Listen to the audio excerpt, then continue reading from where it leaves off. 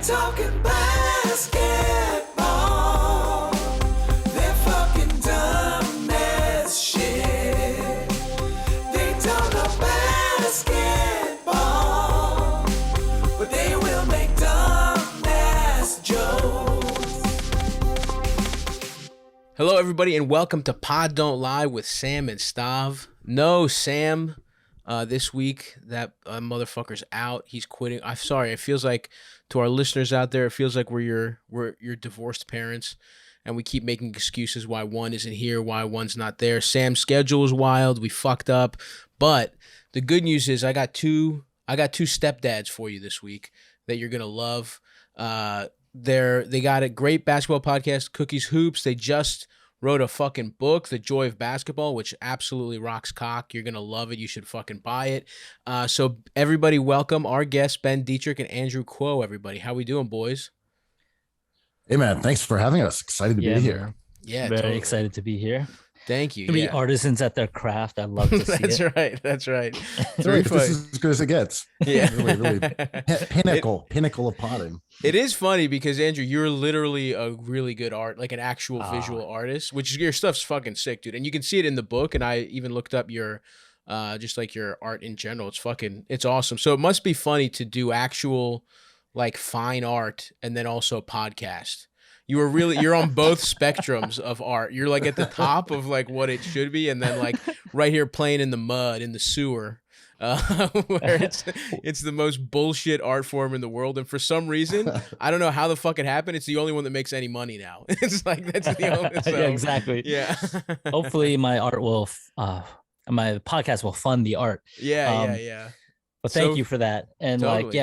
I want to have a take that's just like, well, actually, it's in between. But yeah, this is bullshit. What we do is straight up bullshit, and I love it. Yeah, it's Let's awesome. I like Andrew struggling to come up with a contrarian opinion that podcasting is actually, actually the good. greatest form of art. And he's like, actually, no, No, I it's ran out dog of talent, shit. man. It's dog shit. The world's horrible. People just don't want to be alone with their thoughts. So here goes podcast. I remember having a fucking being a really shitty paralegal and listening to truly 7 hours of podcasts a day.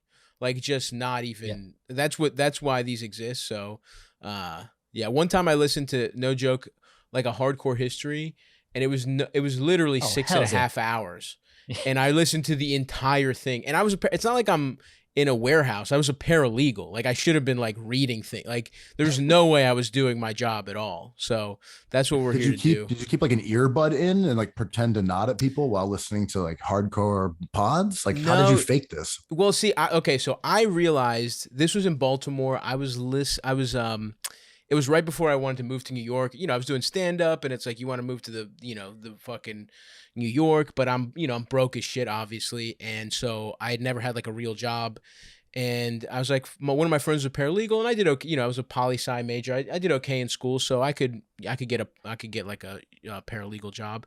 So I figured, fuck it, I'll have an actual job for a year, save up some money. And so I get the job, and I realize really quickly this is like an evil law firm. Like most of their money is coming from like the foreclosure crisis. So it's like almost everything I'm doing is like being a fucking, I'm a stormtrooper on like a shitty little Death Star that's like kicking people out of their homes, So I'm like, well, I'm not going to work. So I decided, I got hired in July. I pretty much figured out this place was total bullshit by like August. So I'm like, all right. September rolls around. I'm like, I'm just going to stop doing work and hopefully I get a month out of it. And then the beauty of working in an office is, dude, they didn't fire me till next March. So I was just like in there not doing anything, literally anything at all, listening to podcasts, not pretending. My boss would come by. I would hit my like computer so that the screensaver would stop. And I wasn't even like logged in. Like I couldn't even pretend I was doing work. So it was like it was just like I happened to be working at such a horrible place that there was I had no shame at all. So, it was nice. Yeah, I've been in those situations before I moved down to New York. I'm from Rochester originally, and working in an office job that was fulfilling invoices for like the building itself. So it was like, we need light bulbs, we need toilet paper. And like, you know how much of a solace knowing you're going to quit can be in those situations. Oh, it's You're the best. Like, oh man, I can't wait to quit this in 3 weeks. Just like yeah. getting you through the day, knowing that you are getting the fuck out of there.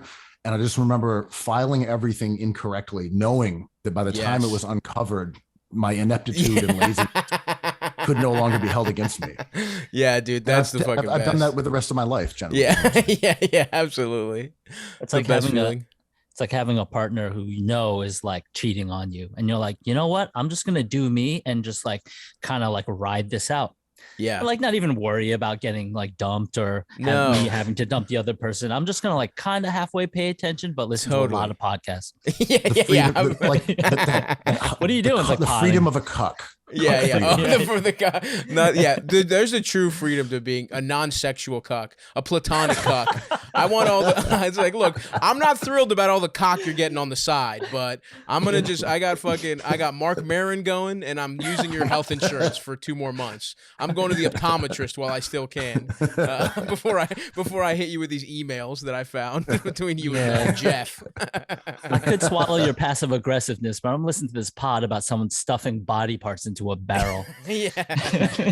But yeah, so hopefully you guys are listening at your dead end jobs or in your dead end relationships. Cucks are a huge demographic of Pod Don't Lie, by the way, so they're gonna love this. But yeah, guys, I want to talk about the book a little bit. Congratulations, I got it right here. The Joy of Basketball, like I said. Congrats on writing a book. How long did this fucking thing take? Like, that's real work. Like we're just talking about podcasting being bullshit, but you guys actually did do something. So how long did it take you? How was it? Did you get whiplash? Yeah, well, I was gonna say having to work. Well, we were fortunate that the timing. We actually signed our deal in like during the pandemic. Sick.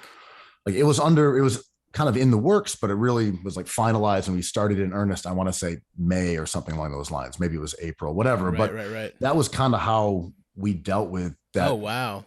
That period of time. We did probably 45 pods in a row daily. And then holy shit. And we're like, well, we certainly can't do both of these things. Yeah. So we stopped podding every day. Cuck. Yeah, of course. But so, yeah, we were fortunate that we went on a pretty aggressive schedule and just kind of wake up, stare at the ceiling, write, sleep, teach the beans who's boss. That was kind of it. Of course. It was a kind of dreary creative existence, but it was nice. No, that's nice compared to what everybody else was doing during the fucking pandemic, right? Like, and the pressure of having a partner on it was great too, because I know Andrew's, working on art and on the same schedule that I'm trying to fill up these pages with words, and having that like extra little pressure besides the one that's telling you to stare at the ceiling and just do nothing all day. Yeah. It was really valuable. Yeah. No, that's awesome. Yeah, that's so much better. I feel like everyone else was like relapsing or getting fat as shit during May of the pandemic. So the fact that you guys could just like sit there and like, be like, let's check in on Chauncey Billups plus minus. Let's see what he's up to. And also there were no hoops. Right. So for us, the season being abruptly shut down, and then all of a sudden we're writing about basketball. It was actually easier to write about things when there were no games being played because it felt intact. And as soon as the playoffs started up again, I'm like, oh fuck, we got to change the ending of this player. Like our take looks terrible now. What were we doing? Yeah. Were you guys anti Jimmy Butler until the playoffs? Who was the one that you had to change the most? I guess AD came up really big probably, but I don't know. I'm up to page, like I'm at the 70 mark. So I haven't gotten to the, not that it's a narrative or anything like that, but I'm making my way through whenever I just want to kill a little time here and there. But me and Ben are constantly like, what do we do with Tyler Hero, man? Like, how do we do this? Is he a king? Right. That's tough. And then if you had waited till last season, you'd think, oh, never mind, he is dog shit. And now he's awesome again. So surprisingly, it actually is updated through the end of last year. So we did the most of the work before then, but we were just delaying and holding off because we had these entries that we finished the day after the finals. So we're like, well, Giannis needs to have his title included, and that changes the story. But also the CP3 entry is sitting there. I'm like, is he going to do it? Is he finally going to get the monkey off his back and become a champion? And we're like, no, he isn't. So there was a whole stays where it is. Yeah. There was a whole version of the book written as long with Julius Randle as Finals MVP. But we had to scrap that at the last minute. It was really painful. Can you email that to Sam Morril? Unfortunately, he's not. He would have loved to hear that. He's still. That is the worst part. Is that anytime a Knicks fan is on here, Sam, it's so nice to see Sam's fucking insanity just like lock on. It's just like this weird symbiosis happen. It's like in Avatar where they lock tails. That's whenever another Knicks fan is on, it's like Sam just locks tails and starts talking about Anthony Mason or something like for like a half hour. So yeah, that reminds me of Chris Copeland. Let's talk. Yeah. No, that's fucking sick. And of course Giannis's entry. My man is although the Bucks are looking, whatever. A little are you dog a Bucks shit. guy? I'm a Giannis guy because I grew up in Baltimore and I have there was no like team, right? I've always been like that's why I really like this because I was always like a basketball orphan, right? Where it's like I would like get a little shelter. The Sacramento Kings were a big like, I was huge. I would just like go Kings and then the 7 seconds or less Suns, obviously. And then little weird teams here and there. Like I was weirdly into the Clippers when it was like, with D Miles, just like they were fun. They were cool, they were like especially like a street when NBA Street comes out and they're like a really fun street ball team. And then I would watch Wizards games when Jordan was there because technically we're in the same market, but it just felt wrong. Baltimore and DC, it's just like it's wrong to root for that team. It's not DC. We're not DC at all, It sounds like you had, I think what we all sort of had at that time, like the basketball blogosphere brain, not to lean into alliteration here, but just that idea that we all fetishize Anthony Randolph, like every single one of us. Oh, like, for sure. That's the patron saint of like the basketball nerd from the early 2000s. Yeah, and it was kind of like it was just by accident, wholly by accident for me because I would have loved, believe me, I wish I could have just insane, delusional. If there was a Baltimore team, I would be as insane as anyone in the world. I wish that was possible for me, but I had to sort of become like a little proto basketball blogger with none of the research, by the way. I still don't know what PR is. I will never learn. Let me make that very clear. I know it's sort of impressive, but I will never learn. But yeah, I was always like bouncing around. So yeah, I was so then Giannis, he's, Greek because I'm Greek. So it's like, I'm just like, I remember Sophocles Sortsanidis, right? That the Clippers guy, big baby Shaq, they called him. That guy sucked. Marcellunas. Yeah. No, the Lithuanian. Yeah. That happens all the bad. time. No, it's all good. Lithuanian last names can trick you into thinking. We had that motherfucker off what the fuck was his name? He played for the Grizzlies. And then he went back over to Greece. He wasn't even ethnic, like he grew up in America, but he had like a Greek name. I'm blanking on him. The point guard, bald as shit. But anyway, the Rockets had a guy for a while, but nobody ever. And so Giannis, I have followed his career literally from the absolute, very beginning. And so this was like the most.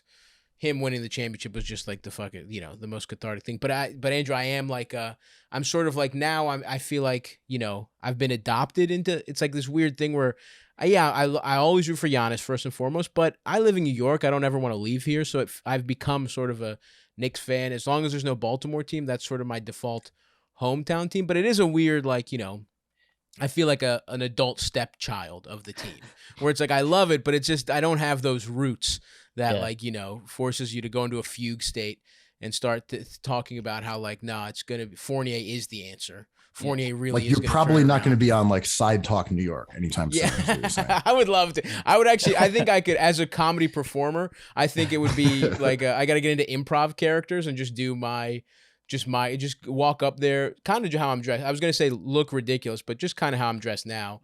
Just tracksuit, no shirt, and just be like, they're fucking going all the way. Fuck, just, Trae Young's a bitch. I feel like I could get on for sure. You can just bring back and channel that guy who was like, Trae Young looks like my dad's dick, and then quickly backtrack that he hasn't seen his dad's dick. Maybe that's the guy you really want to That guy was a comedic genius. Yeah. That guy's Andy Kaufman as far as I'm concerned. He fucking crushed it. I blame everything on 90s rap, and I think Biggie and Tupac was so exhausting that we just got tired of arguing about bullshit because everything good was happening like in the South. Like, what is this Master P thing? And I feel like that's NBA fandom. It's just like, yo, do I want to sit next to a guy that talks about John Starks all night? Or do I want to talk to a guy who's like rooting for Giannis, right? Like, easy choice here. Yeah. No, there's something very old fashioned about Knicks fandom because they just have to. They have to cling to when things were good. And they're too racist to mention Jeremy Lin because that was the best time of my life. Yeah. That is true. It is tinged in that weird. Lin doesn't come up enough, and then you have way too much Melo slander for my taste amongst Knicks fans, where it's like he was good. Where they're just like, it's just like, oh, he wasn't a winner. It's like, come on, man, he fucking ruled. He was so cool. He was cool as shit, and he scored like so easily and in so many, like, he scored easily, but in difficult ways where you just have to like. He wasn't he was kind of like, even in his prime, he's kind of pudgy. He's still doing these weird little, these low percentage shots theoretically, but they fucking go in constantly.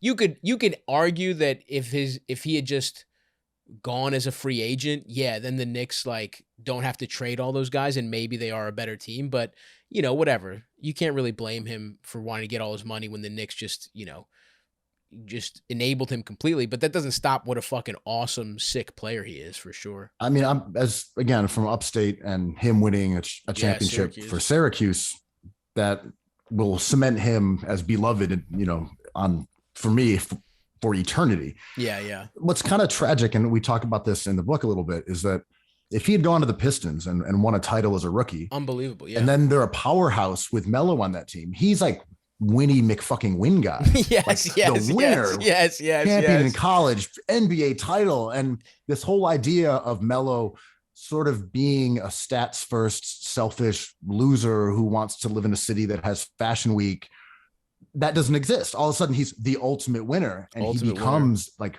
the counter to LeBron in that way, because it took LeBron a while to win it. So I really wish the Pistons had not screwed that up, because we would have seen Melo in a totally different light that I think he deserves.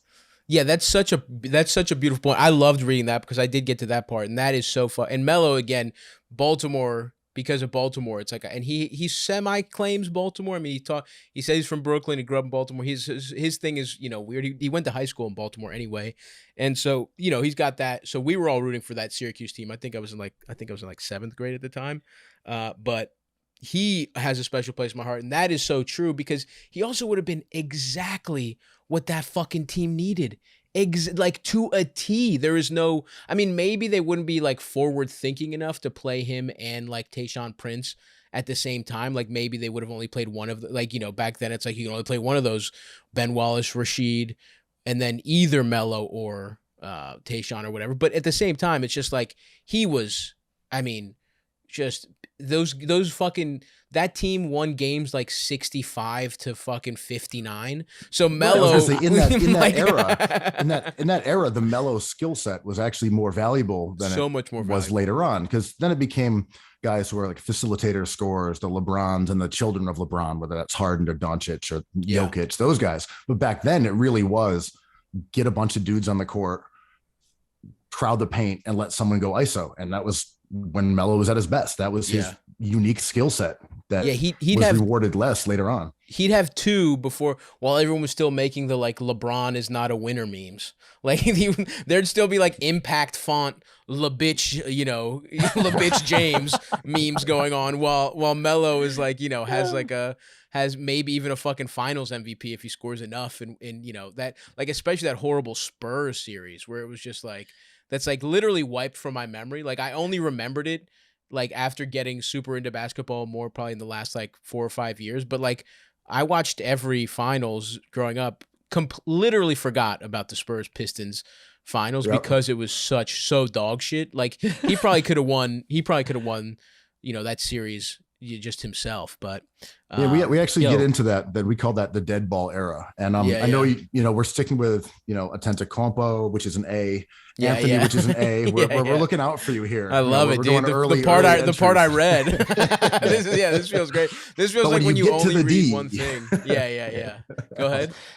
We're saying the D talks about the dead ball era, and the numbers are staggering back then. Yeah. You guys are totally right, obviously, but when you get to letter H, it kind of all unfolds, because that's where Hoodie Melo is. Oh, And like, hell yeah. yo, how much do we love Darko, fat Darko, chugging a beer with no hands, right? We get that gift. Then we get Melo in like a leather Kangol Yes. or like a Yes. fur hat, like amazing, like surly New Yorker guy. Totally. And then we get Hoodie Melo. So like it is a blessing that he did not go to Pistons in a way. Obviously, you guys are right. Do we want Melo to be happy or do we want to be happy? Yeah. And then here's the other thing. He's fine, right? It's like he's gonna be probably gonna end up top. Can he catch whoever is 7? I know he can catch Shaq in terms of like the top. I haven't looked at the list, but it's like he's gonna catch Shaq this season. Like he's gonna be a top 10 scorer. Now maybe he's not gonna be there very long because of like, you know, it feels like scoring is inflated, although maybe they're bringing that back a little bit this year. It certainly feels like they're like, all right, this can't go on forever. But he might not stay there forever because of just 3-point shooting alone, but he's at least going to retire a top 10 scorer. He's going to retire and I also feel like players all respect the one-on-one guys, like even a little more than definitely we do. And so he's going to retire just like super respected, you know, one of the best offensive players ever, without being like a freak of nature, you know, KD. Like it is kind of impressive, you know, what he did. And then also it's like, yeah, get as paid as possible. Who gives? Like, I think that's cool. I think it's cool that he fucking paid as much. He's out there fucking cigar, whatever he's doing, like Cigar Aficionado magazine, or like he's talking about his brand and shit. He's Wine getting Spectator. caught. Yeah, he's getting caught cheating on Lala's birthday, and he's like, it was a business meeting. And it's like, that's cool. I'm sorry. Like it's fucking funny that he's just like, when he's not in the league, and it's like that weird like it's like the man was going through some shit. I love Melo, and I'll always, you know, the Denver Nuggets, those sweet satin like how can you not love that? The braids and the sweet satin jerseys with AI and JR on the fucking team, and just like the series that was one of my favorite toe-to-toe. teams of all time. Yeah. Like as a Sixers fan, when they traded AI, I just went with AI. I'm like, I'm gonna go watch the Nuggets, and they already had Melo. So I feel like I had league pass and just watched every single Nuggets game, and it was a joy. They weren't that great. No, I didn't think George Karl necessarily had a progressive way of using those guys, because he always had Anthony Carter on the court for some reason. Yeah. But to me, that was like a complete treat to watch Melo and Iverson and JR on the same team. Like 3 kings. What else do you need? Yeah, life is just about, sometimes it's as simple as what is cool. Like people get so caught up in like even winning and like whatever. It's like, are you having a good time? And it's like, yeah, dude, this is so much cooler. That team is cooler than the Spurs that like, even the Spurs that beat the Heat. You know, like that team was cool, but it's like, it was kind of cool that Pop like was like, fuck it, we're going to start shooting threes. And it's like, that was the team that like, I remember that one first quarter where it's like they didn't miss a fucking shot. I don't remember what game it was, but it was like, oh, the Heat are probably fucked here. And it's like, yeah, but they're old guys, you know, they all love practice. They all love like their coach and authority and stuff like that. It's like, give me the Nuggets in a cool jersey, in a cooler. I mean, San Antonio is one of the worst cities that's ever existed. It's kind of, it's rude to Mexico that we stole it and then made it San Antonio. Like, it's like, if you're going to steal fucking land from a place, like make it something other than like strip malls and the fattest people you've ever seen in your life. But it's like, it's like those Nuggets teams were just fucking sick. And it's like, that's, even now I kind of just find myself like, the Grizzlies are probably going to be fucking bad this year. Like they popped off a little bit, but they're going to be bad. And they always were expected to be bad, but it's like, how are you not just going to watch those games because of Ja Morant and just like seeing what he can do? And like, even the Hornets are kind of like that too. I just love watching LaMelo and I like Miles. Like those guys are good. They're fun. I mean, Oubre looks cool out there. I'm not a huge Oubre fan of his game, but I mean, he is a drip lord. I mean, that's undeniable. Yeah. But the Bridges LaMelo combo is just spectacular. And totally. Yeah. You also see this idea of like a future that doesn't exist yet. And that was kind of always the issue with the Spurs, that when they were dominant, it was never like a glimpse of the future. of like That's what's so going to fucking happen. true. It was calcified, and like What as about an Manu empire. though? Manu was Oh, I mean, like no, ahead of his I time, mean right? them as an entity. Manu Oh, okay. fucking ripped. Like Yeah. Manu was the future. He was James Harden. Totally. He was sure. that kind of player, and I do wish that he had a chance to kind of have his own team. Exactly. And Even that though that's he a could have great done it. point. That's a great point because even Manu, the one cool part of that team, it's like, and look, no disrespect to Tim Duncan, he was awesome, obviously, but yeah, not in a forward thinking way at all. He just happened to like line up his skill set. He came into the league at the very last possible time for his entire prime to be like useful. But yeah, even Manu's a perfect, like, what did he even average? 25 minutes a game for his fucking career or something? I mean, he came like, off the sick. bench. So yeah, sick. it's Like you're just too cool. You're gonna have to come off the bench. Yeah. We're Wanted not a bat comfortable out with of you. the air. Yeah, the bat out of the air, just fucking going so obviously bald and not giving a fuck. Could teach Evan Fournier a little something. Fournier's finally shaved it down, but Fournier was clearly doing some weird like French like scalp therapy every offseason, and it would like he would look good for the first like 2 games, and then it would like start melting off his head. He's fine. So Manu was always just like a huge, just to see a man with a hilarious bald spot dunking on a much more like muscled guy was a huge win for the balding community. So he'll always have a part in my heart for that. And even the attributes that at the time made him strange are ones that now we're really familiar with. Like he had the Euro step, and we're like, what is this? And now you go to a playground and every single like 12-year-old is doing not only the Euro step, but James Harden shuffles and skittering around and all that stuff. So like Manu was an incredibly futuristic player, also as like a scorer distributor. Like even like our book does not really focus on metrics at all, but we do kind of pick and choose ones that we think are emblematic to making like a larger point. And there was a period of time when it was Manu's team when other guys were out. And I mean, he just tore it up. I mean, he averaged something like, like 25, 5 and 5 or something. So like, he had the capacity to be an absolute superstar. Yeah. Oh, for sure. Yeah. Absolutely. And yeah, and then you're right about like Pop. It's like, I remember reading a quote where he's like, kind of like upset that the 3-point line exists. Like he literally like this was not even like that long ago. This was like, like maybe fucking 5-10 years ago or something. And he's just like, yeah, that's not like, cause he literally learned basketball like in the fucking army or wherever the fuck. Like he literally like it's like that. It is kind of crazy that is the the greatest coach that we talk about now. Although I will say it does feel like we are in a, I don't know if it's like golden era for coaches, but it's like there are a lot of really like between Nurse and Ty Lue and like, they're just like guys that are always like doing something sort of interesting. Obviously the Spoelstra, who's also a legend for just marrying a Heat cheerleader, which salute to her, by the way. Gets the secure the bag all-star. Just going for she really took that's how you turn the like an entry-level position into you're good for life. I respect all people who are attracted to Asian people. Yeah. So shout out to that cheerleader. Yeah, shout out to her. Financials aside, shout out to her. Absolutely. Exactly. Just pure attractiveness. Yeah.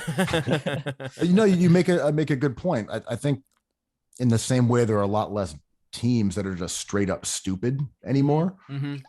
Coaching itself has also, I think, improved to the point where you have outliers. And I think some of the guys you mentioned, like Spo or Nurse in particular, does some really exciting stuff, especially defensively.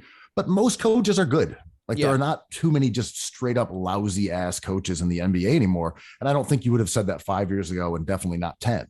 Totally. So like the collective sort of hive brain of the NBA has gotten a lot sharper. And in some ways it's based on what you said. Guys who are old left the sport. Like there are not Larry Browns in the NBA anymore. Or being replaced by GMs that are 35 years old and coaches like Tyrone Lue, who played in the modern NBA. Right. Right. Yeah. This excludes, of course, like cosplayers like Kendrick Perkins, who's like pretending to be a member of the 1992 Knicks, despite playing like 4 years ago. Yeah. I do love that. I do love the fake old tough guy shit where it's like, come on, and also he's funny too, because it's like you were good for 2.5 years. Like it's like he was dog shit, and then he was solid for the Celtics for 2.5 years, and then he was dog shit everywhere else he went. And it's like, but back in his day, like 2017, it was a different sport. Men were men. Yeah. When Coaches married cheerleaders, every one of them. You found a cheerleader, you formed a family. Yeah, when he was getting DNPs for the Thunder and the Cavs. I like Lou especially because it's like like I saw like I don't know if it was like just like a rumor, but it's like not only is he a genius, but he also is just like out getting pussy with the players, which is so fucking sick. It's just like he is just like the smartest coach in the playoffs. It's like I feel like he's pretty much earned the like right where it's like he's the best playoff coach, I think, until somebody proves otherwise. And it's like the fact that he's still like getting, and that he kind of treats the regular season almost like a star player does, where he's like, I don't really give a fuck. Like, I'll get my team to the play. He almost like coaches the way LeBron past 33 plays, where he's like, well, whatever. I'm not trying anything that new. And it's like when the playoffs come is when I kind of turn it on. And I fucking respect that because he's out there hungover too when you're playing New York. You know what I mean? Like he's been out and about trying to fuck like models just like everybody else. And I really, there's something I really respect about that. I think I slept on him a bit when he was with Cleveland, but he's shown himself to be really inventive with the Clippers. And I thought, with Kawhi out, them, using all types of devious small ball tricks and putting Batum at center. This guy is creative and he's crafty and he's thinking about this outside of like the traditional senses of what like you do in the playoffs. And there was a quote that Daryl Morey had one time, and he's like, you can tell a lot about the culture of the sport by how you're willing to lose. And I thought that was an interesting idea because most coaches will say, we'll lose, but we're not getting beaten on the boards. We're not going to let people just like dunk on our heads. We're going to be physical. And his thing is like, actually, we're just going to be small and we're going to try to beat you anyway. Yeah. And I thought that's a kind of a modern way of looking at the game. Like you might lose, but you're not going to lose based on like the culture of the sport. Yeah. Another modern way to look at the game is based off like the backtrack 5 minutes. It's like, yo, does this guy party with his team? It's like, these players love Jason Kidd. And I'm like, well, he's good enough. Like he's not great, but they seem to really like him. One of my friends used to smoke weed with a Knicks draft pick that shall remain unnamed. And they were in their car outside a club getting high. And he sees some dude stumble out of the club, kind of like doing that walk. And they were just like laughing at him. They're like, look at that guy. And they're like, oh shit, that's my coach. And he runs out of the car and drags him inside and be like, coach, you cannot be seen out like this. You're in charge. And I was like, this is incredible. And I love it. That coach, but as Jason Kidd was like frantically trying to get behind the wheel, fighting his way. He was trying to get behind the wheel and punch his ex-wife. He was on the way to box his ex-wife. Get that spaghetti ready to throw at the wall. Yeah, man. Yeah, that's Mike. That was Mike Woodson, and boy, you did not want to smell that goatee after a night partying. I'll tell you that much. Mike was in there. Had party. The bottle girls were using that goatee as a bullseye. When Mike Woodson was out here. my wish was to see Don Nelson come back to coaching, but like level 2 Don Nelson with like the gold chains and the black shirts, like stoner Suge Knight. Yeah, that was good. Yeah. He looks so fucking awesome. He's just got the hair is completely grown out. He's just got the chains. He's high as fuck constantly. That would actually be sick. Like, let him coach the Nets. You know what I mean? Because that's a team that it's like you don't really need. Like everyone was kind of sucking Steve Nash off last year because it's like, wow, this team tries so much stuff. They're so inventive. It's like, let's be fucking real. It's gonna be whatever KD takes them. That's you. Okay. The Bruce Brown shit of like, oh wow, they created a whole new position. They really did not, bro. They just threw a couple lineups out there and he figured out this could work. It's like, just get an old fucking high guy who's high as shit, who's just like, hey, let's not panic, fellas. You know what I mean? It's just like, it would be funny. Every time you're upset, you look over, he's eating like fucking hot dogs. You're just like, you know what? That's fucking awesome. We're gonna beat the Hawks. You know what I mean? Fellas, win or lose, we'll be hitting the club later, so whatever. It's like, is he calling time out, or is he doing like the universal like toke signal with his like thumb and forefinger? Yeah, that would be fucking awesome. Tim Duncan on the bench now, man. I want him to be head coach somewhere. He looks like he's having fun. It really does feel like he's in like, you know how they like reboot everything? They just did like a shitty gender bending reboot of like how Stella got her groove back. But it's like Tim Duncan with little shells in his hair now, and he's like doing karate and shit. It is really funny. You see those videos of him like kickboxing and shit. It's like, wow, this guy really is having himself a nice little retirement. Also, the only NBA player that I know of who came out as a full-throated supporter of the Bloomberg presidential campaign. Oh, really? So maybe he was hoping for some czarship in the Bloomberg administration. Are you serious, Tim Duncan? Now yeah. Wait, are they boys or something? How is that possible? That's Tim Duncan, so fucking funny. I don't know. The Duncan endorsement was for Bloomberg for some reason. That is so fucking hilarious. And that's the other thing. We really do not know shit about these motherfuckers. It's like, would you have ever in a million years thought Tim Duncan retires and he comes back with twisties and as a Bloomberg supporter? There's no way you would ever think that would happen. It is really interesting because it's like, at the end of the day, these guys are still like, when they retire, at the oldest player ever was, what was it? Was 42. You know what I mean? Like most of these guys retire somewhere between 30 and 35. And it's like and not only that, but they like kind of have to figure out who they are post basketball because their entire identities have been wrapped up in this. So it's kind of like, it is fascinating to be like, what even do these guys even know who they are? Like was Tim Duncan's just like a guy, you know, everyone talks about how it's like, you know, that swimming pool got fucked up in Barbados or wherever the fuck he's from, and that's why he plays basketball. It's like he's just some fucking guy that like kind of late in life picked up basketball and it was his life for 20 years. And it's like, yeah, who knows what he's even really like after this is like, you know, being a podcaster in some ways.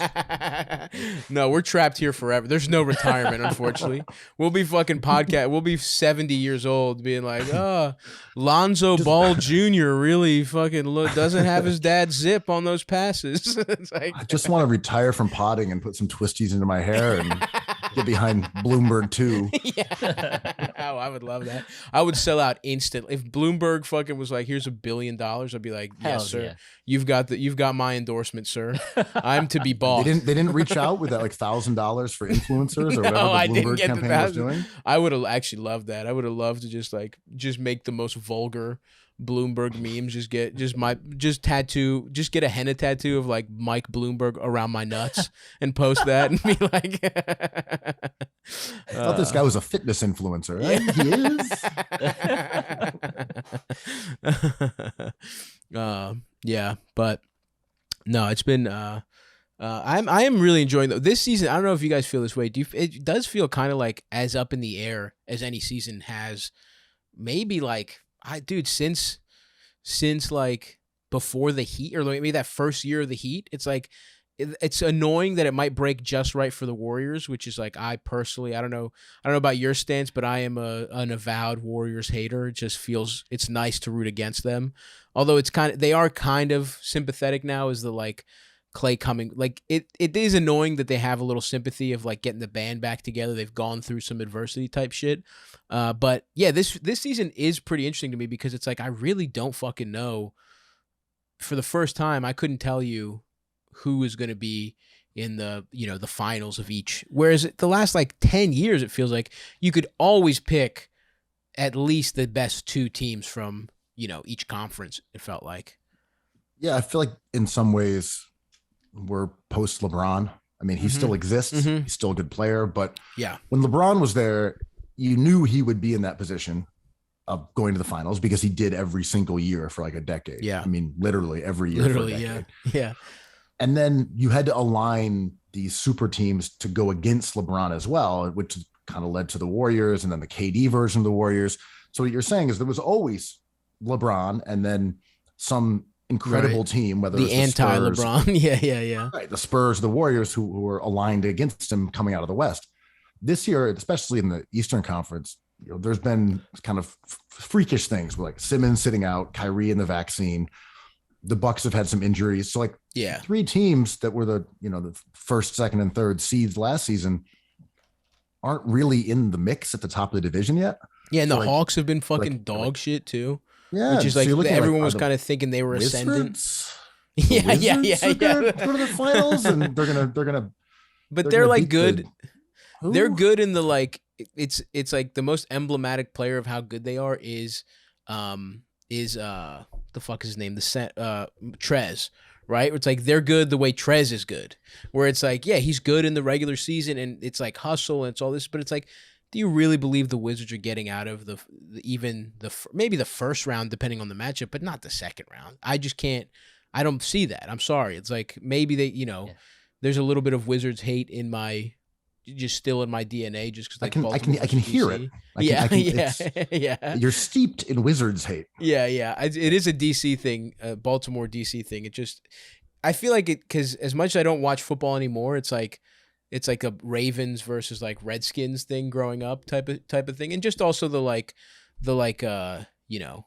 Baltimore. It's like that little brother city shit where it's like we think we have a rivalry with DC and they do not give a fuck about Baltimore whatsoever. You know what I mean? But I guess I don't trust the Wizards, but yeah, it's like in the East, it's like I think the Bucks are going to be fine, right? Like it's like Middleton has not played. Giannis is in and out of the lineup, and it's like, they'll be fine, Lopez, I think. Yeah, Lopez too has been out basically the whole fucking season. So, yeah, and it's like, okay, unfortunately I have started. It's been tough. I've had to root for Ted Cruz face.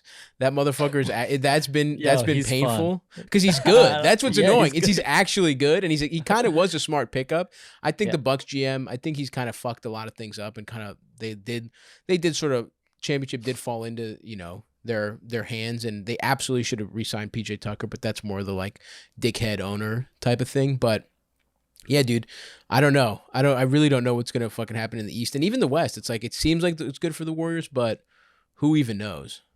I mean, I think the Bulls. Oh, sorry. Go ahead, Andrew.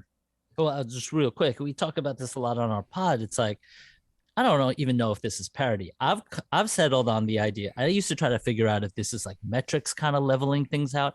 It's just troll culture, right? Like it's just people zagging all the time, and if you zag at the right time, like the Bucks did, if you want to call their last few years of setting up this team in reaction to bigger markets, or just like zagging in the playoffs and getting like PJ Tucker at the right time. Yeah. And it's just like to your exact point of Montrezl Harrell, smart teams know how to play that guy and kind of neutralize him, but they don't really give a fuck during the regular season. Right. So if you zag at the right time, you can do it. So I feel like we're seeing all these strange results because like, okay, shoot your Montrezl Harrell shot, like go for it. Yeah. You're going to be number one for a month. Right. So I agree. It's just like whoever has the best like troll move at the right time. Is going to come deploys it at the right time. Yeah. It's certainly this. I was going to say was Chicago Bulls are another good example, right? Where you look at the team, you're like, you have 3 former All-Stars in the starting lineup. You also have Lonzo, who I'm a big fan of. Caruso starting for them, and he's a very good player. It's been awesome. Yeah. Fantastic. Does the stuff you're supposed to do, like knocks down shots, handles the ball, plays defense. And you look at that team and you say, well, that doesn't scare me. And yet 3 All-Stars plus 2 really excellent players in the backcourt, but they don't have that singular like nuclear force. They don't have a LeBron, they don't have a Curry, they don't have a Durant. And I feel like that's where I'm a little bit destabilized. I'm so used to teams always having that guy in order to win it. Right. And now I'm like, can the Bulls do it? Can they be? Yeah, because maybe don't have a top 20 player. Maybe they have 3 guys or 2 guys or whatever in the top 30. Yeah. But can you win a title with that now? Because the game is different. And that's their I'm really interested. I don't have that idea anymore. Well, no one wanted DDR or Vooch, and they were like, we'll take them because we're not getting anyone better. Right. And then they luck into Lonzo, and it's just like, that is a strange, good team. But to Ben's point, like, we're so used to seeing the alpha, the fucking Karl Malone versus Jordan scenario that's like, is it going to be Vooch versus Giannis? Like, you got to take Giannis every time. Right. That's what I mean. Like, they might be better than the Nets, but like, James Harden, Kevin Durant, you don't have that. When it really happened, you actually beat them. Yeah, and I think that team, that's an interesting team to me because I think part of it was just like, fuck it, we're not going to be bad. And I do think there's definitely been a little too much of like, and I think I probably have thought that it's kind of like infested my brain too, of the like a little bit of just the process type thinking where it's like, yeah, mathematically that shit is true, but it's like you have to handle it you have to handle it a certain way, which I think you got Ben, you're absolutely understand that they have not. If anyone knows, Sixers fans know they fuck it up. I mean, the Thunder actually they're doing it in a really kind of interesting way. Yeah, don't trigger Ben on that. I'm completely serene. I'm chilling here. I'm hey, listen, those motherfuckers made the playoffs. What, 3 years ago? 2 years? Like, yo, they have 2 Hall of Famers on that team. Yeah. In my opinion. In my humble opinion. Who are we talking? Poku? You're talking about Matisse Thybulle and Tyrese Maxey. Oh, yeah. Oh, I'd love to talk Sixers too, but I'm just saying, like, I will say there is something to the idea of just like, it would just kind of be nice if everyone just tried to be good. Like, I know that's it's crazy that it feels like we've gone all the way back around where it's like in the like 2000s, I think it started where it's like, oh, it's actually smarter to be, either like you're the best or you top out. You don't want to be in the mediocrity thing.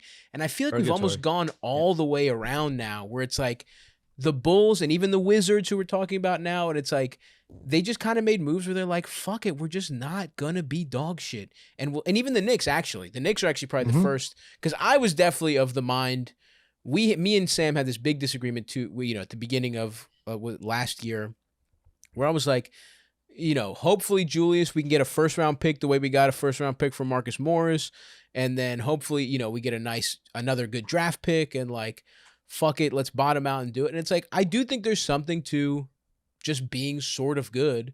And it's like, maybe the Knicks have a little bit more of a ceiling because, I hate to do this without Sam here to defend him, but it's like that the Julius Randle stuff is getting just a little scared. You know what I mean? Just like a little, it feels like he's really bumping up against that ceiling. And it really does feel like the moment gets a little big for him. I don't think it's a coincidence. His best year was when there was no one in the stands, and I don't think it's a coincidence that like he kind of fell apart at the first, like when he became the man in a vacuum, and then he has to be that guy in MSG during the playoffs, and that's a big. If you're a guy who has kind of like maybe performance issues, that's a big thing to fucking. He's also such a try-hard guy who accepts all this responsibility. Yeah, he gets the ball, he drives into the post, he shoulders someone, he kicks it out. I think him embracing that role may actually be to his detriment sometimes, because he gets the ball and it's like, what? It's Randall time. And you're like, hell, you talking about? He's just the opposing tired, view. man. The opposing view. No, he tries too hard. He's a good player, but what? I think he shoulders a little too much responsibility. No, I like this. The Hawks scheme him really well. You know what this is? This is it's like this is a good theory. I'm developing a new theory here where it's like it's kind of related to the regular season stuff, but it's like he plays like a stepfather who, like, he's the father that stepped up, right? He's like, but at the end of the day, your real dad is a real superstar is what you want, right? At the end of the day, it's like once you have somebody, it's like he doesn't have to be around. It's like you just want someone who's gonna like score at come in at the fourth quarter and like score is like your biological father showing up with like Christmas presents, even though he hasn't talked to you in like 2 years, right? Like, and it kind of, Julius is there day in and day out. He's paying the bills, but you don't love him that much. You don't love him as much as you do your real fucking dad. Right. Julius, superstar. Like he will take you out on the speedboat once in a while. And that's nice. Yeah. It's nice. Yeah. It's nice. He's there. He's been there for you. You respect the way he treats your mother. She takes her out to Chili's all the time. But it's just not the same. It's not the same as he's a step superstar. I like this theory. This is good. I can't wait to throw this at Sam's head. Just this stand up for Sam. Yeah. Nation over here. He's averaging 21, 10, and 5, man. And he's good. Like, what do you want from him?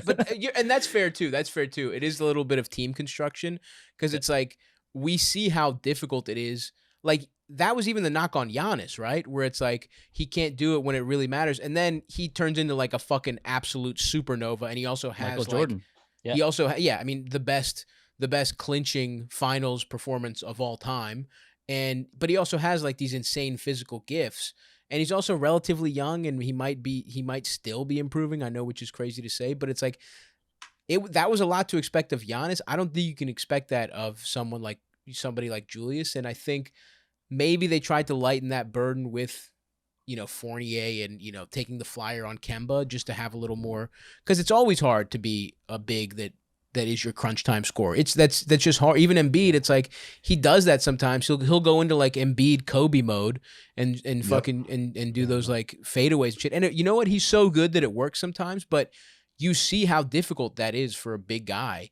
And so, you're right, Andrew. He is the foundation of the team, but you might need, kind of like how Middleton is there for Giannis even. Giannis doesn't do it all the time. It's like you need somebody similar. Yeah, you need. Yeah. And the other thing is that we forget about, especially this year, is that the Knicks kind of flip-flopped their team. They were totally top 3 defensively last year, and the offense struggled. And this year, I think the offense is something like top 5, and they're ranked 24th in defense. So this to me seems like a personnel thing where they said, okay, we're going to get Fournier, we're going to get Kemba, we're going to get more creation along the perimeter, we're going to be a better offensive team.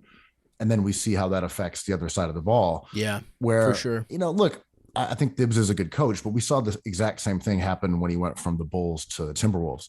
Bulls, okay offense, incredible D. He goes over to Minnesota, and all of a sudden they're a top 5 offensive team that couldn't defend. Right. Personnel still sort of matters. Even if you have Thibs, he can't just take guys who aren't good defenders and say like, voila, I'm Thibs. All of a sudden we're locking it down. You kind of just have to try to win with the guys you have. And bigger picture, to the point of like, teams being competitive. To Ben's ire, I have this Knicks point of view where I'm kind of like, are we talking about being competitive for a season or putting together a foundation to be competitive for half a decade? Right. Until you get that personnel, until you get a good Zion or LaMelo Ball, like you're not going to ride with Julius Randle to the finals. Like he's like the 3rd best player in a big 3, ideally, right? If he's your best player, you kind of like know where that ceiling is, to your point. And I don't think we should value like being good for one season if it costs you being good for 10 years. Yeah. So like, I like going for those draft picks, man. Like getting Evan Mobley is going to set up Cleveland. Oh, if they he's can so re-sign good. him. Yeah. And that's just the draft. They don't deserve him. They just got him. And the Knicks haven't been able to get. RJ Barrett is almost worse this year than he was his rookie year. And like, he's fine. I think they should keep him, but like he's no Evan Mobley, that's for sure. Number 3 picks or Mobley. Yeah. But then also when they changed up the lottery rules to flatten the odds, that made the idea of being absolutely awful a little less on like palatable for a lot of teams. Right? Totally. I mean, the Cleveland Cavaliers built their team. Well, right, but their point was, okay, you can be pretty bad and have sort of the same odds as being really bad. And I think that's what enables these teams to try to sort of do both at the same time. Right. Which is like, okay, we're going to bring in Markkanen, and then we're going to do this move, and we're going to, the Pistons. All right, we're going to be really bad, but we're going to bring in Kelly Olynyk and try to play both sides. And I think the results are really mixed, but the Cavs are a good example of how you can strike gold with someone like Evan Mobley, and then you add in a Ricky Rubio, and things start improving really rapidly. So I think that's fun because you don't want teams to be stuck in like the bowels of the league for a full decade. I mean, look how bad the Timberwolves were, and the Knicks and the Lakers. I mean, they just sucked for years and years, and they weren't like Philly, who was clearly, emphasizing player development and draft picks and just trying to simultaneously gather talent and draft assets while sucking. Those guys were trying to win. They were making free agent signings, and they were just bad year after year after year. So I feel like seeing teams like Cleveland and Sacramento start making real strides a little faster than they used to is fairly promising, at least so far. Well, and I think, but even that I think is kind of like, well, why didn't the Knicks just try and be? You didn't have to be that shitty. You could have just been like fucking a little shitty and still had similar odds. You could have gotten when the Pelicans got Zion, and maybe that was another fix because they were like, look, we got to keep this team in New Orleans, and you just lost Anthony Davis. Like it felt a little fixish, but I think they were slotted for the 8th seed or the 8th pick that year, something like that, or 7. They weren't in the mix it was a big coup when they got that. But I will say the one thing is you do feel when the Knicks are just this good, right? When they're just like 6 seed good, right? Like 7 seed, 6 seed good, you do feel the thing that people say about other markets that I think is bullshit. I do believe that the Knicks could, just by being okay, sign a couple actual fucking superstars, because you see, I mean, we laugh about those fucking, the Street Talk NYC or whatever. We laugh about those videos, but it's like, bro, that if you're somebody who hasn't won anything, right? If you're Dame Lillard, let's say, right? And it's like, you see, and it's like, I'm sure Portland's great and everything, but if you get the Knicks to an Eastern Conference semifinals, you will be carried out into the streets. Like, it's like you're a fucking hero. I do think just by making them sort of relevant, they are the one, here is the one franchise that's actually true of, where it's like, be mediocre and then, like, be the Eddie Jones Lakers before you're the Kobe Shaq Lakers, right? Team. And it's like, that's kind of what I think the Knicks are trying to do. Well, I would also say in support of this theory, if a player wants to go to a big market right now, you're a superstar. You can't go to the Clippers. You can't go to the Lakers. Right. You can't go to the Nets. You can't go to Miami. You can't go to Chicago. Knicks are the only game in town at this point. If you really want to go to a big market and you have a sneaker contract that will, incentivize that, and you just want to be like in a big city, you just want that as your brand for your life. If you were, say, Karl Anthony Towns, I'm not giving any indication that he does, but if you were one of those guys who's like, I've been out here laboring in the fucking hinterlands, I want to be in a big city.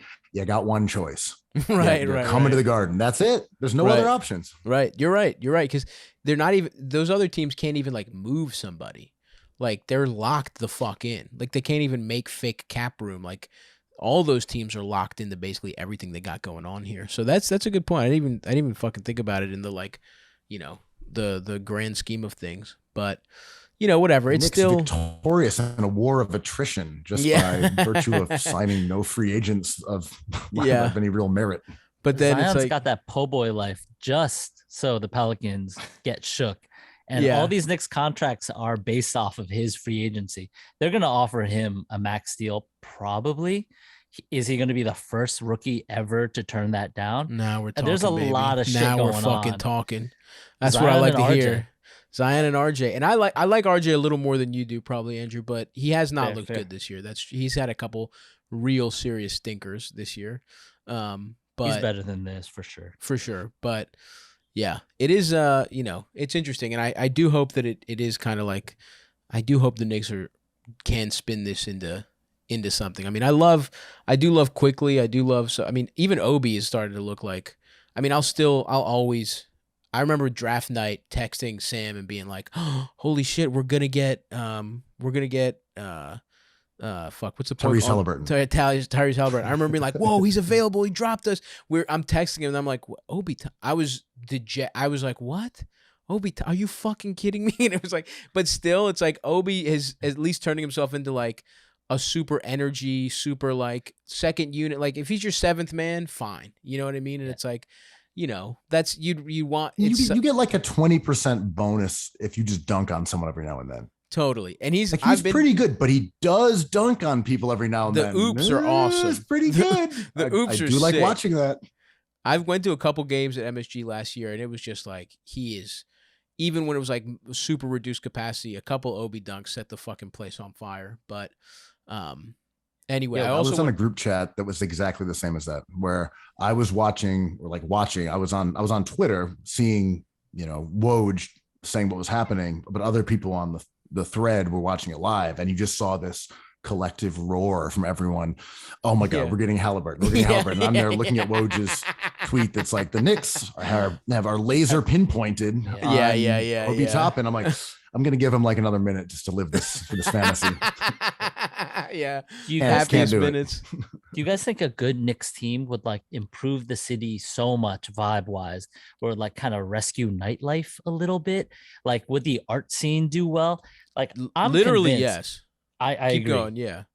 It like we saw it for a second with Bing Bong, right? Like that timed out and as it does, but like when that was hot, I was like, when this city's on fire, for longer than Linsanity was aflame. Like Nightlight for sure. Maniacs, sure.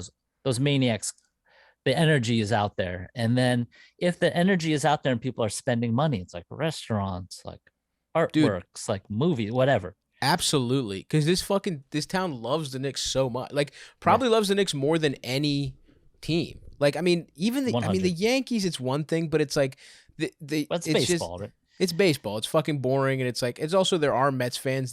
The Knicks thing, and it's also the Yankees have like they're just annoying and they're not fun to root for. It's like they've just been. It's like rooting for the Death Star or whatever.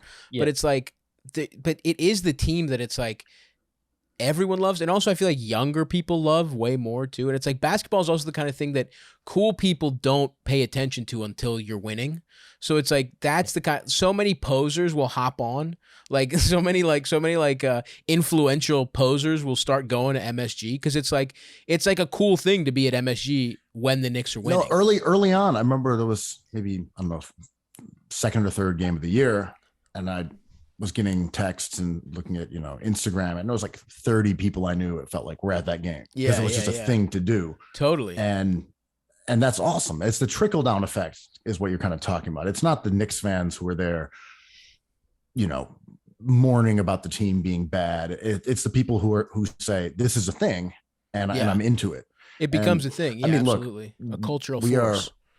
Yes, and we are biased because we are all in New York, and I would imagine that there are people in Denver who are like, look, it just hits different when the Nuggets are good. No, I guarantee there are not. I bet there are.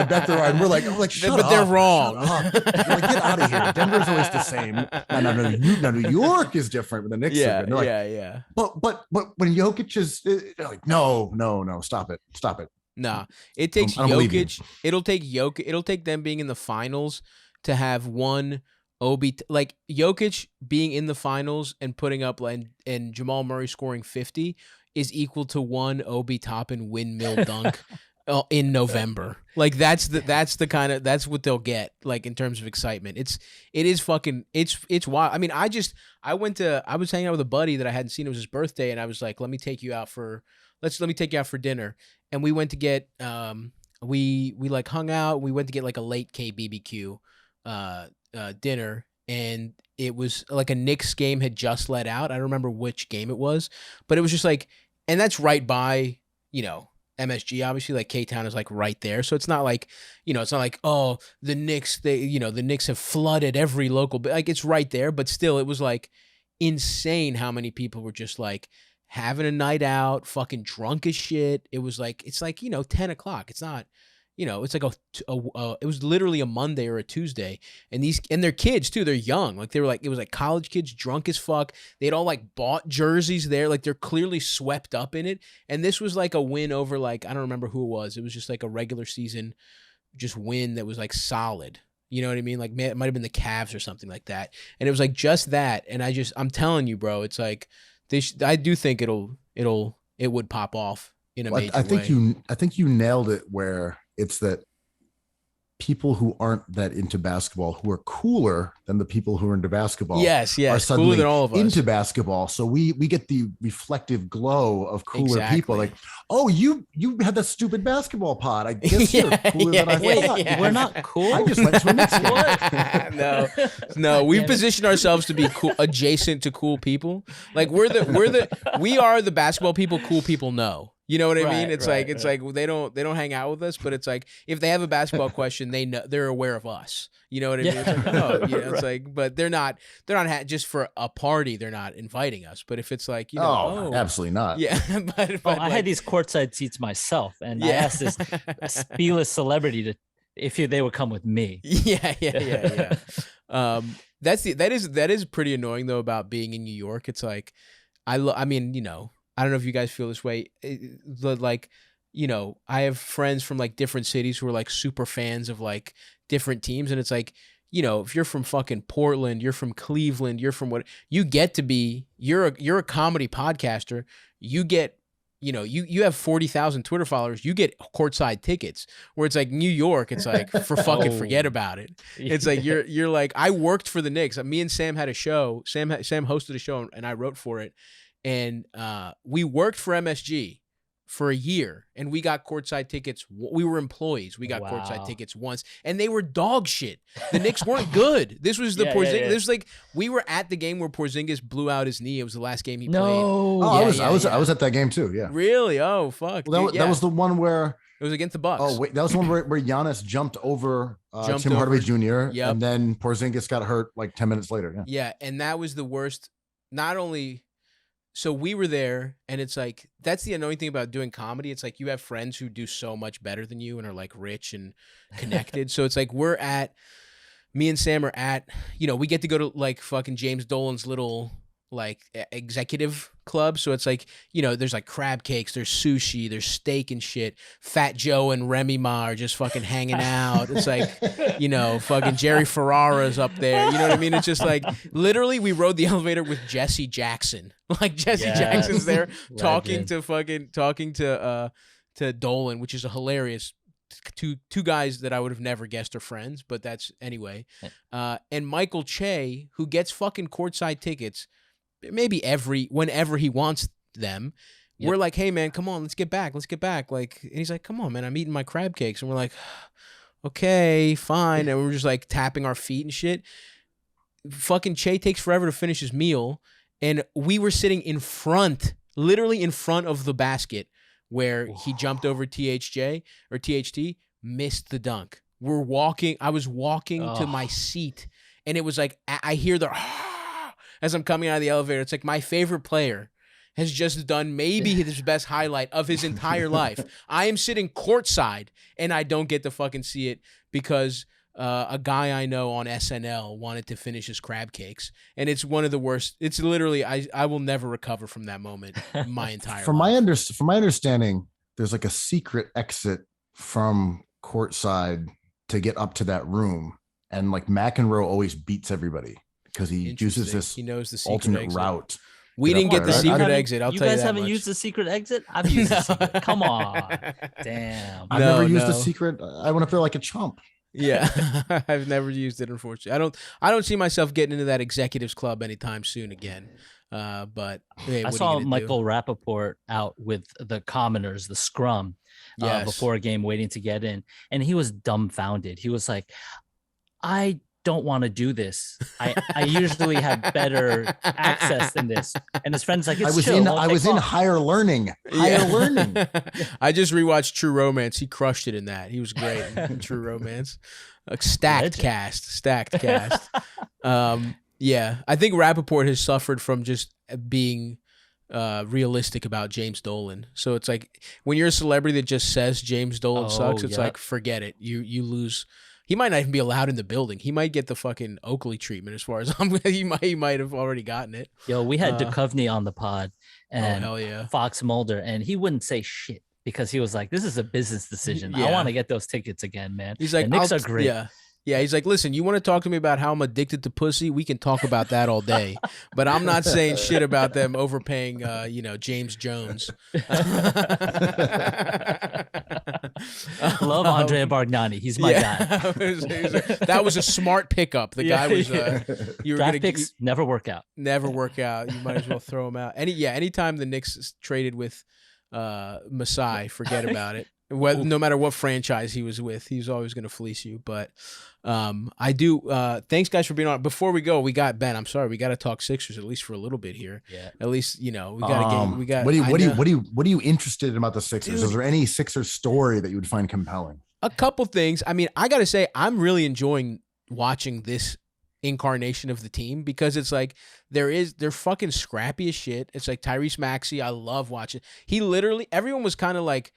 Everyone was blowing him and being like, wow, no Simmons. Who cares? We got Maxey. And I was like, this is insanity. The he's a fucking second-year player, and you're just like, he's going to step in for an all-star. But he sort of has, which is kind of crazy. Like, obviously, he doesn't do the shit Simmons does, but he's not a good shooter, obviously. But it's like, he's still creating. I mean, he's scoring. He's still like, I mean, that stat where he's like, the youngest guy to have 30-point back-to-backs, like younger than fucking AI. That's insane. So that I'm enjoying the team, but also, so it's like, are you getting any joy from this? What's going on? Are you able to separate how much like the title aspirations seem to be going out the window with just like are you able to separate the macro with the micro? You know what I mean? Like the day to day, and also like, is Simmons faking it, and are the Sixers dickheads for claiming he's faking it? Well, so the first part of the question there is that, I'm holding out a little flicker of hope that things can be reconciled, because with Simmons, this team looks to me like a very, very legitimate contender. They are sure. They have a few more pieces than last year. I think Niang is a good pickup. Maxi's development is really like a cause for optimism. So Simmons not being there, it does mean that they are not going to win a title. If he does come back, I'm like, that's a pretty good bet. I love it. But the second part I think is interesting, because the phrase that's been used about Simmons is that he's not mentally ready to play for the Sixers. And people are sort of like, no, he's mentally weak. It's anxiety, it's imposter syndrome, it's depression. I'm like, that's not what that means, though. He says, I'm not mentally ready to play for the Sixers. I mean, but what does that mean, right? Well, when you go and you ask for a trade a week after the season, you say, I'm never playing in this uniform again. I don't want to be here. Fuck Doc Rivers. I'm selling my house. He's not lying. He's not mentally ready to play for the Sixers.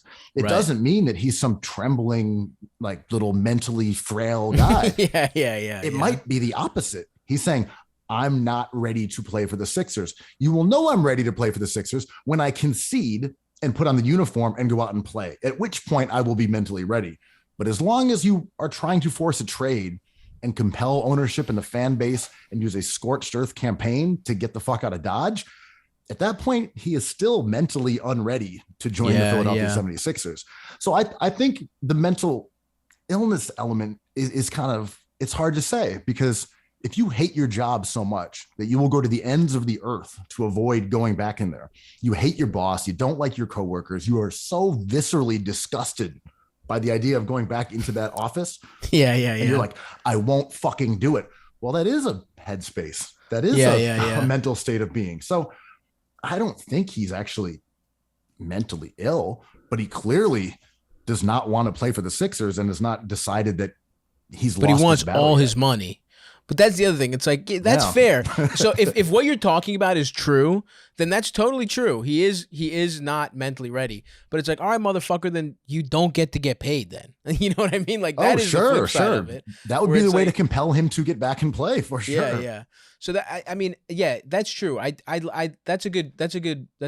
a interest, like a clarifying way to look at it, because, and I also think it's just like Clutch and they're just too shrewd for him to be like, for him to just like, this is just him trying to, it does feel like to me he's just trying to elongate as much as possible not playing, and hopefully, of course it is. Yeah, and like, hopefully they'll trade him. Yeah.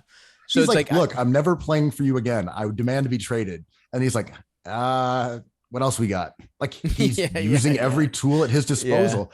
Yeah. My thing on Simmons is that, if you're him and you're an all NBA talent, you're a 3-time All-Star, Rookie of the Year. You are one of the pillars of a franchise that went from 10 wins to the first seed in the Eastern Conference. Right. And Doc Rivers says, I don't believe this guy's a championship player. I don't know if he's a championship player. It's his prerogative to say, I'm never playing for this guy again. Yeah. And it's up to the team to say, who do we stand with here? Yeah. And it's easy to say, well, he's just shake it off and go prove that he's actually a champion. But like, he doesn't have to do that. He can say, no, I'm so deeply offended by what Doc Rivers said that I'm never playing for that guy again. And also, the team has to say, well, we're going to fire Doc then. Yeah. Well, also Doc stinks, right? Like that's the other terrible thing.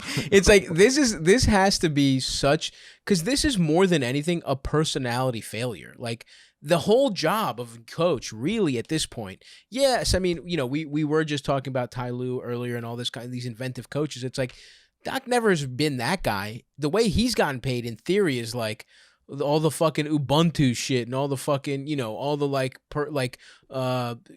locker room culture shit, where it's like, and mental aspect of it. It's like, his teams they fold constantly when they're up 3-1. Like, that's his legacy. I'm sorry. That Celtics team, you guys, I did get to that part, the Celtics media mafia, which I am so, we didn't get it out. Next episode, we really got to, our shared, we're the, I think our basketball fandom Venn diagram, there's a lot in the middle, but definitely we all align in shitting on the Celtics for sure. So we got to get more into that next time. But that Celtics championship, you guys, I think you, in the book, you said it's like the most, I don't know if you said like most overrated or the most like it's just saved the most, like it's the most like impact where people weigh it the most. It's like it's one championship and it really has changed everybody's legacies in like, you know, attached to it. Most of all, I think Doc, without that, Doc is it just stinks.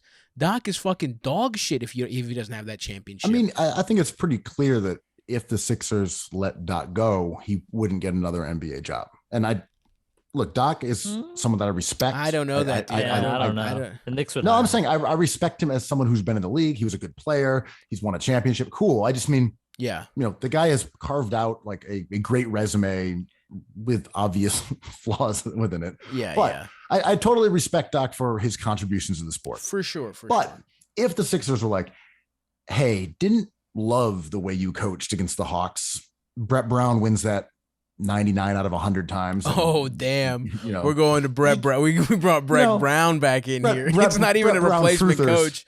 We're going back to Brett Brown. Oh, fuck. But you know, you didn't win that one, and we're going to have to let you go because you alienated one of our two best players. Like, this is, you know how the game goes. I don't think Doc gets hired as a head coach again. Interesting. Dude, that's an interesting point. And there is a ton of like new blood going into the coaching ranks, but I just feel like some dumbass owner, like maybe that feels to me like the Knicks. Or like the Kings or something like that. You know what I mean? Where it's like, especially because that seems to be the most hot seat, the only real hot seat job right now is the Kings. And it's like Luke Walton. It's like that to me seems like some stupid organization, some owner is like, we need some class, we need some professionalism, we need a because I think people would still view him as like that caretaker, kind of what they would do with Larry Brown, where it's like put him in for a couple years and then you get the coach that, you know, the next coach or whatever. It's like even with Tibbs, sometimes what people say about Tibbs sometimes, where it's like set the culture, be a professional, that kind of shit. And then it's like, will he be around? Maybe not. I do feel like he would get one more shot. Right. Like you could be right. But I see what you're saying. It's close. I think, but I'm with you that the over-under is one. That's where you put the over-under on Doc's jobs in the NBA after this one, for sure. I mean, and also, as you said, his reputation is one for locker room vibes, and to see it spectacularly the most fuck blow vibes up of all time. This team might fashion, have, like, yeah. Maybe not actually. Yeah. These are, I don't know a team with worse. The talent to vibes ratio has never been more fucked than this. The vibes the are team. off. They're off. I mean, you know, what it's if he like goes the full weather. Don Nelson on? What if he gets like chains and like a black grows the hair out? Yeah, he that is could getting turn the vibes back on. Yeah, and this this is my area of NBA expertise. He has been spotted dating a much younger woman, so he is also getting. This is, I think I've pointed out 5 separate occasions of who fucks and who doesn't. Doc is fucking young pussy, so maybe that's why he's out. Maybe he's just like checked out. He's just like I will say this also. I've not said this on our pod yet.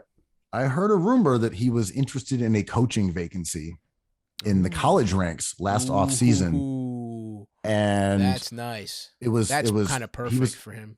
He was kind of like, they were like, no, we're not really interested. But from what I was told, that he sort of floated his name for a coaching vacancy in the NCAA, which I would not expect was for someone who has as much money on his contract as he does. But if you were going to take another college job that paid you equivalent, what's the difference? So, or maybe you get fucking shit canned and you get both. You get both fucking. That's the dream. The dream is Mike Brown, who wasn't he? Didn't he get fired twice by the Cavs? Didn't he have like 2 separate contracts or something like that? Something fucking insane. Where it's like these guys he had a Cavs contract and a Lakers contract. Yeah, something like that. But he got fired from both, and he had like 1 year where he was an assistant where he was getting 3 salaries, and it's like, bro, why are you even a fucking assistant? Live your life.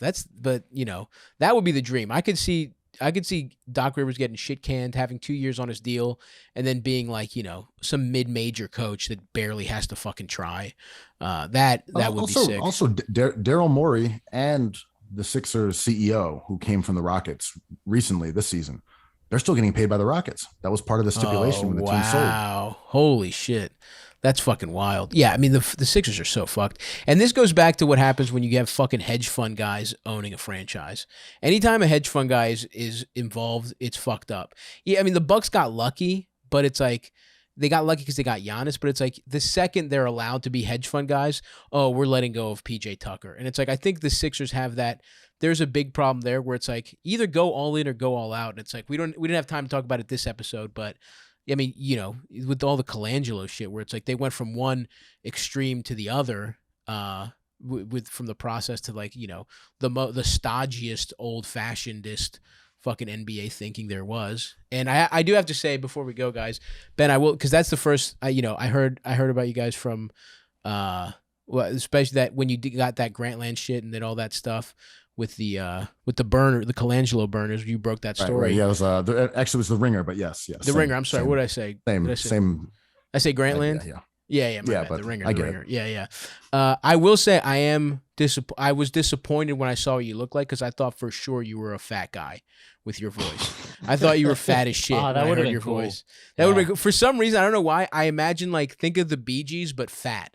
I don't know why. I thought long hair and long beard, but fat as shit. And look, you're a good-looking guy and everything. I'm happy for you, but I really thought we had a fat gumshoe on the NBA beat. It would have been big for the community. I'll have to think about this. Yeah, dude, you would be a good fat guy. You can plump up. You let me know when you want to. We can figure something out. Drop that diet. Yeah, absolutely. I would love that. But thank you guys. We went long. Obviously, I appreciate you guys coming and being on the pod. It's fucking awesome. And guys, go buy the book, The Joy of Basketball. Go listen to Cookies, Hoops. Your Twitter's hilarious. Follow their Twitter. And yeah, anything else, guys? Anything else you wanted to plug on the way out? That's all I can think of. That's all it is. Love it. Thanks, boys. Appreciate you having us. That was a lot of fun. Thank you, man. Of course. Thanks, fellas. Talk to you next time. Thanks for listening, guys. Thanks for listening, guys. Buys. Oh, we have thanks for listening, bisexuals. Thanks for listening, guys. We will be back with me and Sam on the Patreon this week.